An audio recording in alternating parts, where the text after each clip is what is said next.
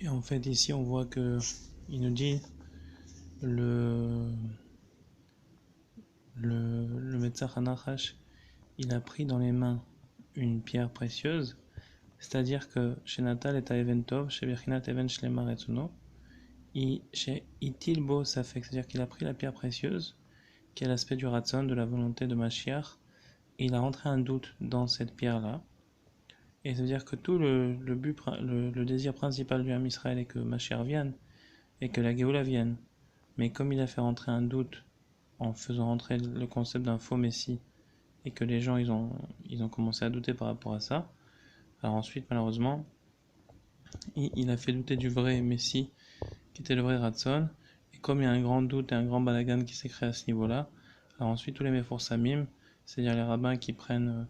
la position de proéminence à cause de l'argent et du kavod, alors ils ont eu la place parce que c'est comparé au Chayot Raot. Mais tout ça, toute cette place que les Chayot Raot, les animaux sauvages ont eu, était uniquement parce qu'en fait, celui qui était le Metzach HaNachash, le serpent, il a pris la pierre précieuse et il a mis un doute